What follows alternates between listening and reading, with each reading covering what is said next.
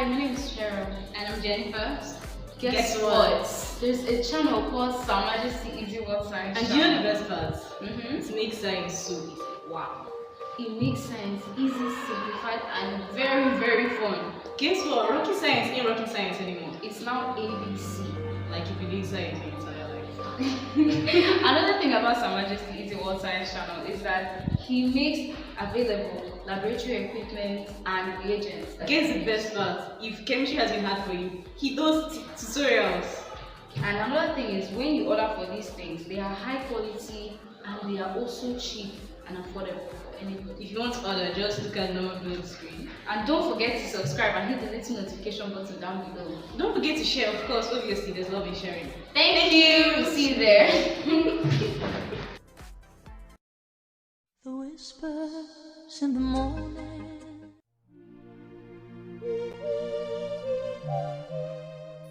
Okay, you're welcome to the Easy World of Science. Today, we'll take a look at this mathematics 2021 WAEC mathematics objective questions.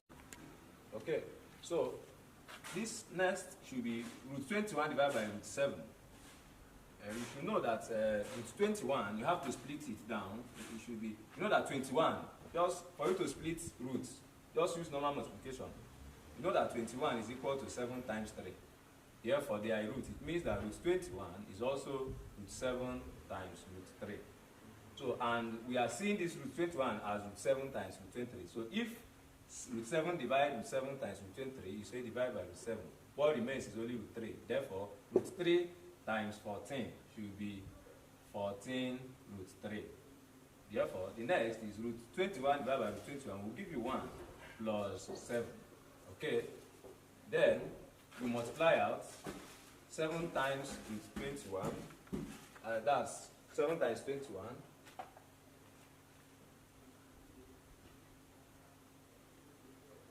Is 147. So what we have now is 2 root 147 minus 14 root 3 plus 7 over root 21. You know how we got this with 7 22? Because 2 root 7 has been there. We say 1 divided by root 21 will give you root 21. It means 2 root 7 times. Okay? Then you try to find a perfect square multiplication of 147. And that should be, let's see if you can divide this by 147. 29 times 3. Exactly. 147. Where is that? That's 49. We are breaking it to get a perfect square. So this should now be 2 times root 49 times 3. They are all in the root. Minus 14 root 3 plus 7 all over root 21. Therefore, 49 is a perfect root. Automatically, this is 7. So the thing remaining here is only root 3. So we have 2 times 7 root 3, of course, minus 14 root 3 plus 7, divided by root 21. So 2 times this is 14. So at the end, we have 14 root 3 minus 14 root 3, which will give you 0, plus 7 all over root 21. So here is now 0. We are only left with 7 root 21. This is an irrational sort. We need to rationalize it. If it is the root that is up and this down, is okay. But to rationalize this, we have to multiply by the denominator of the numerator. That's root 21. So what we have now is 7 over root 21 times root 21 over root 21. Therefore, this will give you 7 root 21 all over 21. Root times this will give you 21. So 7 can divide, of course. 7 is 1 and this is 3. So at the end we have, this is 1, this is 3, root 21 divided by 3. This is now rational sort. So looking at our option, we have option C is the correct answer to the question.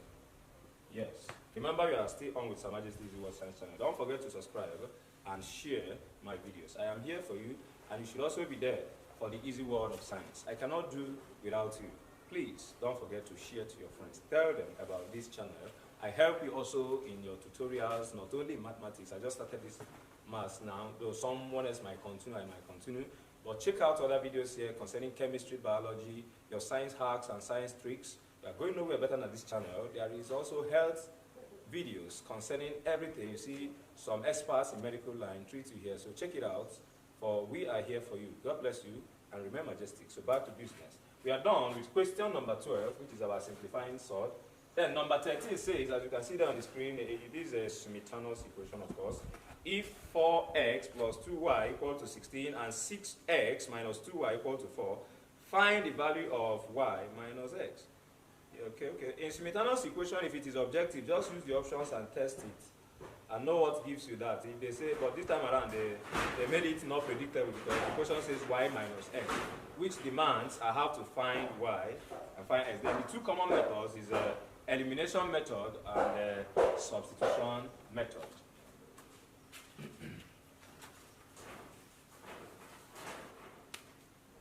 The question says, if 4x plus 2y equal to 16, then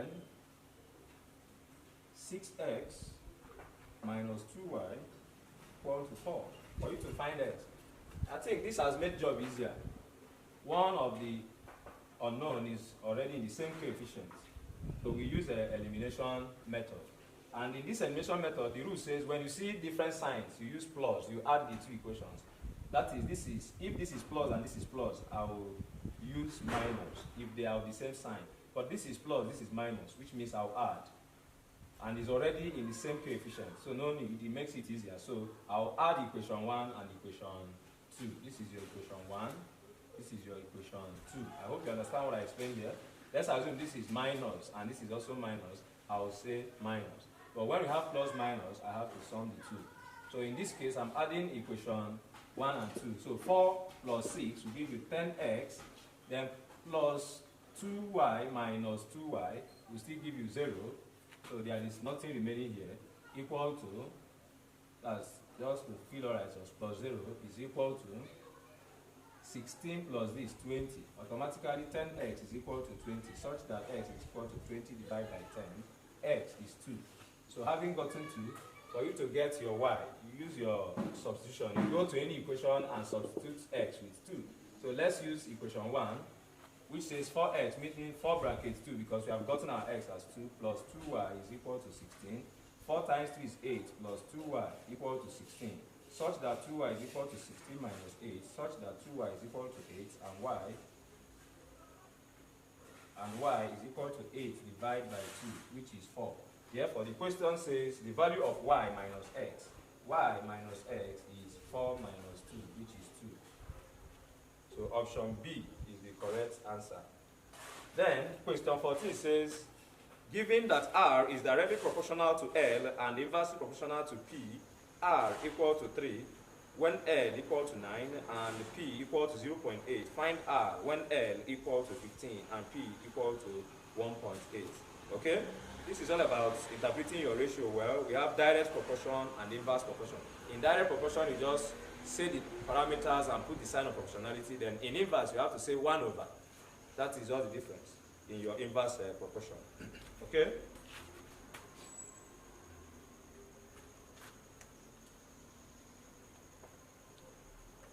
Looking at the question where they say, given that R starts the variation, varies directly proportional to L, and the same R varies inversely proportional to P.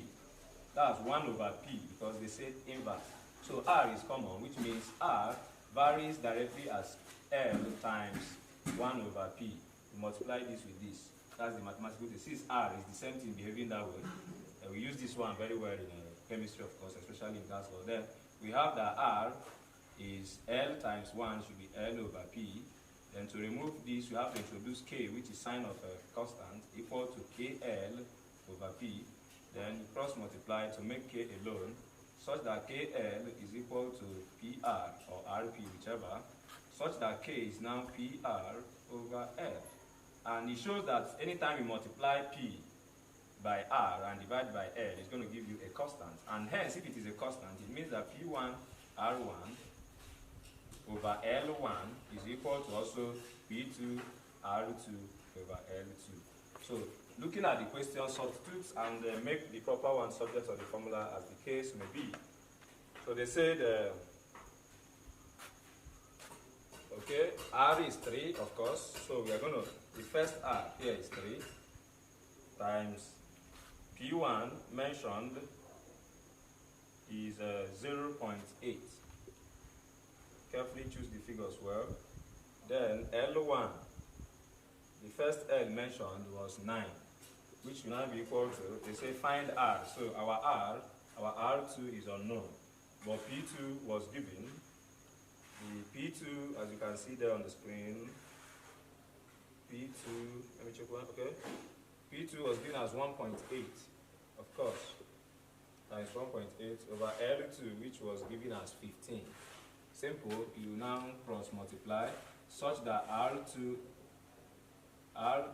times 1.8 times 9 equal to 15 times 3 times 0.8, such that R2 now will be equal to 15 times 3 times 0.8 divided by, of course, everything around this, which is 1.8 times 9.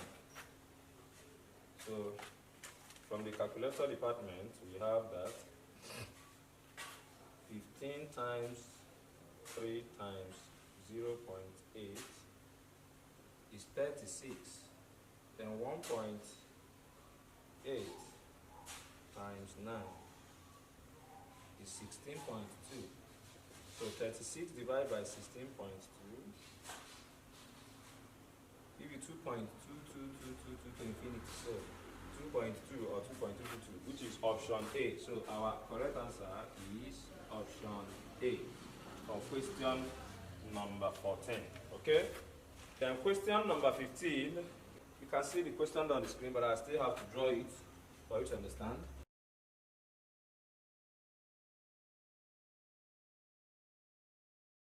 Okay, let's read their statement. They say in diagram, angle ABC, that is angle ABC, that's this angle, and angle BCD are right angles. Of course, that's this, the one in the middle, angle ABC, the B, then angle, okay, yeah, right angles, of course, they indicated that. Okay, angle A is equal to T and angle D is equal to 70 as given there. Find the value of T. First, if this is 90, 90, 90, then our job is to find what here will be. Then this is opposite corresponding angles, of course. If here is 70, here will also be 70. So our job is to say the sum total angle in this shape should be 360, so that we have 90 plus 90 plus 70 plus T will give you 360 degrees, such that T will now be 360 minus 90, of course, everything, sum everything, plus 90 plus 70. So in that case, 90 is 180 plus 70, so that should be 250, so that T is equal to 360 minus 250, and 360 minus 250 is equal to 110 degrees. So T is 110. That's the angle, which is option D. Of course, we are there. Then we go to question number 16. The sum of the interior angles of a regular polygon with k sides is 3k minus 10 right angles. Find the sides of the exterior angles. Okay? We are going to relate a already known formula with the formula they gave us here. Very simple. The formula for sum of interior angles says that it's going to be 2n minus 4 bracket right angle, and right angle should be 90, and the sum of exterior angles should be 4 right angles, of course, for a regular polygon, Therefore, they told us to equate this because the sum of the interior angles of a regular polygon, of course, with k side, they have changed this formula to stand in as 3k minus 10 bracket 90, because that's right angle. So they have one thing in common, 90, 90, 90 goes. You have to convert these two n to k to enable us find the value of k, because we can't work with k and n, two unknowns. It's just that they are equating this to this. So what will it be? 2k minus 4 is equal to 3k minus 10. So collecting like times 2k, this is 3k, crossing this sign of equality, it is plus, it becomes minus 3k equal to, the minus 10 is there already, then the minus 4 crosses to become plus 4. Therefore, this is minus k is equal to minus 6, such that k is equal to 6. Then the question says, find the size of the exterior angle. Remember, exterior angle, already known, exterior angles is equal to 4 right angles, irrespective of the number of sides. And 4 right angles means 360, of course, because right angle is 90. So the sum of exterior angles is equal to 360. Then which means for you to find the size of one exterior angle, you just say 360 divided by the number of sides, of course, which will give you 60. So the size of the exterior angle is 60 degrees, which is option A. Okay, then the next question is making subject of the formula, make U the subject of the relation.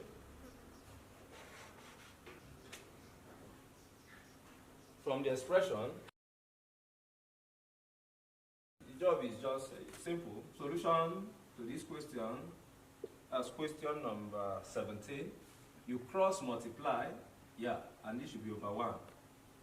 So we have that 2u minus 3 equal to x bracket 3u minus, plus 2. Then 2u minus 3 is equal to 3ux plus 2x, such that 2u minus 3 is equal to, factorize u out, because that is what is common among all these. If you bring u out,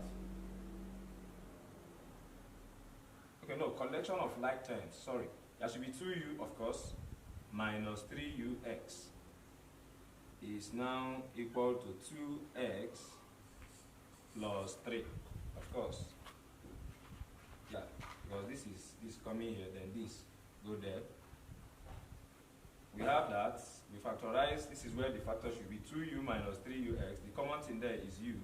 U bracket 2 minus 3x. Of course, if you multiply, you still get the same thing, equal to 2x plus 3. Then they said you should make u the subject of the relation. Yes, that's what the question says, that we should make it the subject. So therefore, you divide both sides by what is around you that is not you. If they tell you to make, if I have x, y, z equal to 2gh, and they are told to make y, just divide by everything around y that is not y, which is x and z. Divide both sides. So if you are going to make x alone, divide by y and z. If you are making x, you divide by x and y, both sides. So here we have u bracket 2 minus 3x. So we are going to divide both sides by the thing around you. We want u to stand alone. Minus 3x is divided also by 2 minus 3x. By so doing, this cancels out, such that u is equal to 2x plus 3 all over 2 minus 3x. Do I have an option like that? Yes, option C is the correct answer there. 2x plus 3 over 2 minus 3x. That's our answer. Then the next question says, a kind of word problem. A trader paid import duty of 38 kobo in naira on the cost of an engine if a total of 22,800 naira was paid as import duty. Calculate the cost of the engine. Calculate the cost of the engine. Okay, first, what someone's supposed to know here is they say a trader paid import duty of 38 kobo in naira, which means 38 kobo of just a naira. And you should know the first thing is that 100 kobo is equal to 1 naira. And that means the import duty means 38%, because it's just 38 inside 100 kobo is paid as the import duty. And after everything, a total of 22,800 was paid. So we are going to find the actual amount they bought, which means what we should consider here is that 38% of the cost of the engine is just equal to that 22,800 mathematically. So the question here, if you are not a Nigerian, this might be difficult for you, but just know that I think Naira is one of the leading currency in Africa, because this is West Africa. So first, in question number 18, one should know that 100 kobo is equal to 1 Naira, of course, which means they say 38 kobo, which means it's just 38 over 100. That's 38% is the cost of the import duty. So now our job is to find out 38% of the engine bought, that is X, is equal to 22,800, because you pay 38%. So this is very simple. You have that 38x over 100 is equal to 22,800, such that 38 you cross multiply is equal to 22,800 times 100. At the end, x alone should be 22,800 times 100 over 38. So it's just carry the 0 here, no need of disturbing your calculator much. Carry the thing here, then divide by 38. We want to know the cost of the engine. 2280 into 4, 2, 4. Yes, divided by 38. 60,000, that's the cost. 60,000 naira. Let's check if you are correct. Yes, option A, 60,000 naira. That's the answer. That's the cost of the engine. Since the import duty is 38%, and 30% of 60,000 is 22,800. Of course, if you solve back, you get the same thing. That's just say 38 divided by 100 times 60,000, 22,800. So the answer is correct. Then, next question is, the height of an equilateral triangle is 10 root 3 cm. Calculate the perimeter. Equilateral triangle have all sides are equal. Yes. All the sides are equal. And it will affect the angle equally. It should also have equal angle. If all sides are equal, angles are also equal. Then they say equilateral triangle, and this is the height. And the length of the height is kind of short form, 10 root 3. Then they say calculate the perimeter. If it is an equilateral triangle, it means dividing it by 2, we are going to have a right angle triangle, of course. That is what it means. This is our 90. This is automatically 60 degrees, such that here is our 30, of course. So we are asked to find the perimeter. Perimeter of a triangle should be half base times height. So we need to find... Hi, my name is Chemeke Arize. I'm a third year medical student, and I am here to tell you to subscribe to Sir Majesty Easy World, where science is fun.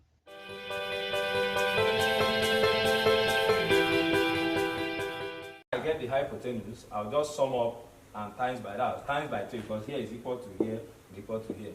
So I will find here, this place. And considering this angle, this is my opposite, yes. And this is my hypotenuse.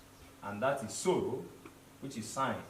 So sine 60 here is equal to opposite, which is 10 root 3 over hypotenuse, which is x. Then, from our Pythagoras triple, or already known, yes, since this is right angle triangle, and this is 60, here should be root 3, right? Yes, 2 and 1. So to help us, sine 60 is still the same thing as root 3 over 2. So I have to convert this using this. Guessing you still know what I'm saying. We have the other one, which is 1, 1, 45, 45. But this is the one we are using here. So sine 60 should be root 3 over 2. That's opposite over hypotenuse. So remember your so catua. But we are using only so here, which is also equal to 10 root 3 over x. Okay? Then the simple mathematics, yes. What we have, we cross multiply x root 3 is equal to 2 times 10, cross multiply this over this, yes, times 10 root 3. Such that x is equal to 2 times 10 root 3 divided by root 3. So cancel, x is equal to 20. So this side is 20 by length, and being equilateral triangle, it means that all sides are equal, which means from here to here will also be 20, from here to here will also be 20. Then sum it, 20 plus 20 plus 20 will give you 60 is the perimeter. That's the answer.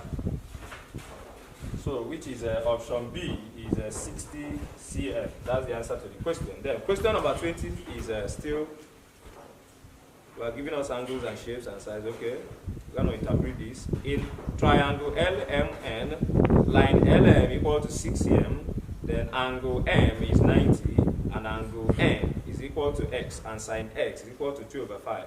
Find the area of this time around, area of angle L, triangle LM. Okay. They said LM. Now position well. LM. This length is 6 cm. Then angle M is 90, which means since it's 90, I have to plot this to represent 90. This should be the correct thing. L M is 90 degrees. 6 cm. Then angle N, which should be here, is X. Yeah. So, and he gave us that sine X is equal to 3 over 5. Okay, then sine sol catua, sine equal to opposite over hypotenuse, and the side facing the angle with reference to this angle, this is our opposite. With reference to this angle, this is our opposite. With reference to this angle, this is our opposite. So, but we are taking a look at, we want to label this properly well, such that we have that X is facing here. So, which means they told us that sine X is equal to opposite over hypotenuse. So, here is 5. But unfortunately, they gave us this as 6. So, which means if here is 6, it means that they multiplied it by 2. I just use simple discretion, of course. That means here will be 10. Because it's still the same thing, because 3 over 5 is equal to 6 over 10. Yes, of course. Then for us to find our base, we need this base. We have seen here. Our base will now be using our Pythagoras theory, equation of Pythagoras. This is the hypotenuse, which is h square is equal to, I usually use opposite square plus adjacent, adjacent square. So, in this case, our h is 10. 10 square is equal to opposite is 6 square. Adjacent is the unknown. Let me call it x squared. Then x squared is equal to 10 squared minus 6 squared, such that x squared is equal to 100. 10 squared is 100. 6 squared is 36. Then we have that x squared is equal to 30. 100 minus 36 is 64. Oh, 64. Yeah. Such that normally you square both sides, so that square can kill square. It becomes now x is equal to square root of 64, which is 8. So from here to here is 8. Remember, even without wasting time, in exam you should know that this is 6 is to 10, and there are Pythagoras triple of 3 is to 4 is to 5. It's the same ratio. We don't have, it's not a primitive triple. 6 is to, let's say 6 is to 8 is to 10. This is just common multiple. They times this thing by 2. So it's automatically that you should know that this is going to be the same thing if they have multiplied. Let's assume I multiply this by 3. If this is 9, and you see another side that is multiplied by 3, the other, you still use that same pattern. Like 3 times 3 should be 9, 4 times 3 is 12. So we have 9 is to 12 is to also 5 times 3, 15. So you can start from the basics. You know, you have, I think if I can remember, you have a 5, 12, 13 pairs. Then also we have 8, I think 8, 15, 17, the primitive ones. Okay, so at the end, we have gotten here as 8. Then, let me go back to the question. They said, find the area of triangle. Okay, the area of triangle is the one I wanted to solve there. It should be half base area of triangle. The triangle is equal to half base times height. And our height is already 6. Yes, I'm right. Yes. Then our base is 8. So 1 over 2 times 8 times 6. And that is 4 times 6, which is 24. 24 is the answer. That is option C, 24 cm square, because it's an area, because this is still cm cube times cm cube. And that's how, sorry, cm times cm will give you cm square, please. That's the area. Then the next question is about sets. I will explain. Well, you can see the question there on the screen. There is no much solving. If you see option A, they said, the statement first said, all students offering literature, L, also offer history, H. Then, Q says, students offering history, H, do not offer geography. So H and G should have no connection. That's the meaning. But L and H should have connection. L and H. Because they say all students offering literature also offer history. So which means they are offering history and the subset of those history students are doing literature. That's the mean. So looking at option A is off because geography is linked already with history here. H and G is connected. Is not correct. And option B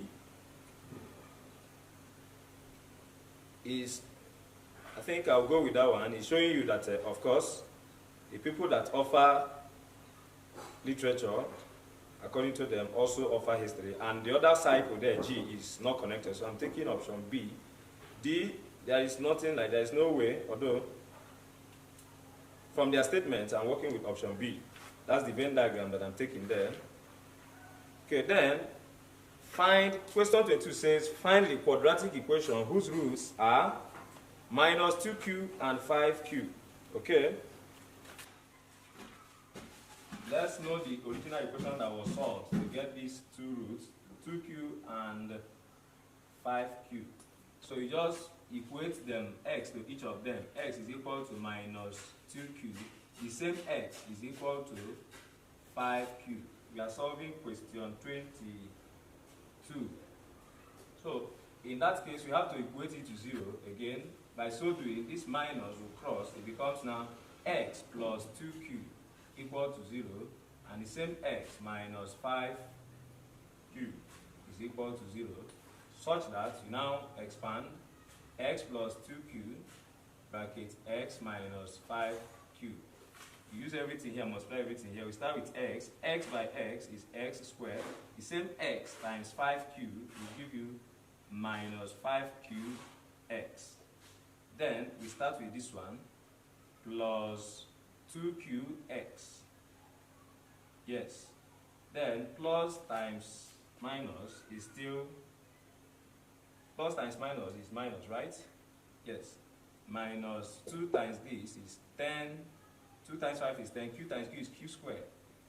So yeah, then we factorize minus 5qx plus 2. Minus 5 plus 2 will give you minus 3, of course. Yeah. So we have x squared minus 3qx minus 10q squared. This should be the quadratic equation. And that is option number, option equal to 0, of course. Everything should be equated to 0, please, as a quadratic equation. Then, yeah, that's option D. That's the correct answer then. X squared minus 3qx minus 10q squared.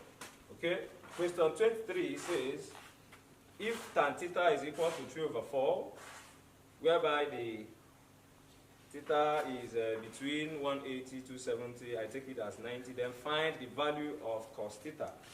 Okay? Tan theta is equal to 3 over 4. Then we are asked to find cos theta. Remember, we have to go back to our Suka, to our Pythagoras. And in this case, we will make our triangle. There should be, according to the value they gave us, there should be a right angle there. Okay, I'm choosing this place as my angle. I'm taking here now as my theta, and they say tan theta opposite over adjacent. So here is my 4. So they now ask us, what is our cos theta? In that case, triple Pythagoras, 3, 4, here is automatically 5. And cos is car2, adjacent over hypotenuse. Adjacent over hypotenuse. So cos theta is equal to 4 over 5. 4 over 5, which is in the option? Yeah, that's option A. Then we move to the question 24. Question 24 is normal subtraction and addition of fraction. 2 over x minus 3 minus 3 over x minus 2 equal to p over x minus 3 bracket x minus 2. And they told us to find p. Okay? We will just neglect this and solve and find the answer to this first. So we will take this equation, 2 over x minus 3 over x minus 2. The LCM will still be the summation of the 2, x minus 3 bracket x minus 2. Then this divide by this goes, remaining this. That means x minus 3, dividing x minus 3 bracket x minus 2 leaves alone, because this will cancel this. Leaves you with x minus 2. Then you say x minus 2 times 2. So we have 2 brackets x minus 2 minus this minus there. Then x minus 2 divide, cancel, remaining only this. Bracket 3, that's this 3 times x minus 3. Okay? So in this case, we have that. We need to, if we expand, we have that 2x minus 4, of course, minus 3x minus times minus is plus. Guess I'm right, yes. 3 times 3 is 9, divided by the LCM, which is x minus 3. But remember, in the equation, this was equated to p. We now bring this over the same factorial, over the same LCM. So if they are the same, at the end, this will cancel out. But let us still do a kind of math, though. But this might waste our time. If you cross multiply at the end of the day, this will still cancel each other out. We now have 2x minus 4 minus 3x plus 9 bracket x minus 3 bracket x minus 2 equal to p bracket x. That's this times this, minus 3 bracket x minus 2. So you want p to be made subject to the formula. You divide both sides by the coefficients of p, which are this. So automatically cancels. Yes, and this one also to be divided by x minus 3 bracket x minus 2. This will cancel and cancel. So we are now left with 2x minus 4 minus 3x plus 9 equal to p. I hope this is still visible. Okay, so we collect like terms, of course. You now have that 2x minus 3x minus 4 plus 9 equal to p, such that 2x, this is minus x, minus 4 plus 9 is 5, plus 5 equal to p. Let me check the option. Okay, looking at it, oh yeah, if you have minus x plus 5 equal to p, yeah, it's still the same thing as saying 5 minus x is equal to p, which is option A. That's the correct answer. Then question number 25 says that the diagonals of a rhombus are 12 cm and 5 cm. Calculate its perimeter. A rhombus is a equilateral quadrilateral, meaning that the four sides, almost like a kite, the four sides are equal. So the perimeter should be actually 4 times the length of the sides of the rhombus. But unfortunately, they gave us diagonals here, and their diagonals are not equal. So let me solve that question. To draw, I'm drawing not with the scale at all, just to represent maybe what they have in mind. Here is the first diagonal, here is the second diagonal. So the longer diagonal, remember this side A, all the 4 sides are equal, of course, but the diagonals are not. The first diagonal side is 12, so if it is 12, the intersect, the remaining side here should be 6. Then the other shorter diagonal side is, 5. So which means if this is the shorter diagonal, half of it is 2.5, of course. Then to find the side, if the 4 sides are equal and the diagonals intersect, it shows that this angle should be angle 90. And if this is actually angle 90, this should be 60 and this should be 30. And that will now take us to normal Pythagoras. So for us to find A, this is our hypotenuse, so that A squared is equal to this side squared plus this side squared. And A squared is equal to 36, 6 squared is 36 plus 2.5 squared. 2.5 squared is 6.25. 6.25. Therefore, summing the two, we have 42 points. So that A squared is equal to 42.25. Then A alone is now square root of 42.25. Square root of is beside A is 6.5. So this is 6.5, 6.5, 6.5, and 6.5. Therefore, perimeter is to sum the 4 sides, which is 6.5 times 4. Will give you 26. So the perimeter of the rhombus should be 26. Looking at the option, option B, B is 24, option A is 26. So 26 is the perimeter from my calculations. Then, number 26, which will be the last for this section, we hope to continue. The same question is a structure. See that on the screen, but I will repeat here.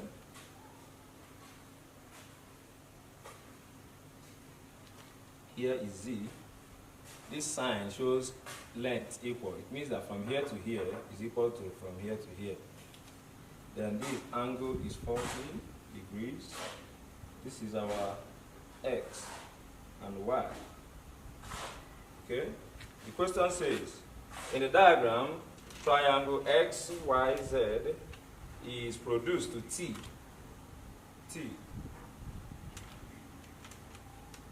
If line XY equal to line ZY, which I've told you, that's the sign,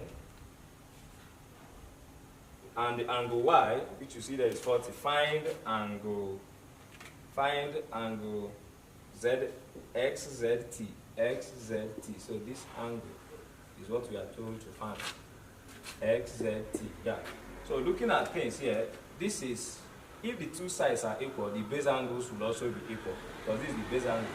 And the sum of the total angle in a triangle, as we all know, is 180. So therefore, what we have that 180 plus, of course, let's just take it at 40 plus 2 whatever, 2t. Let's take here as tt, because the angle here and the angle here is equal. Should be equal to 180, such that 2t is equal to 180 minus 40. 2t is equal to 140, such that t alone is equal to 70. Means that this base angle, simply just say 180 minus 40, which is 140 divided by 2. So the angle here is 70. The angle here is 70.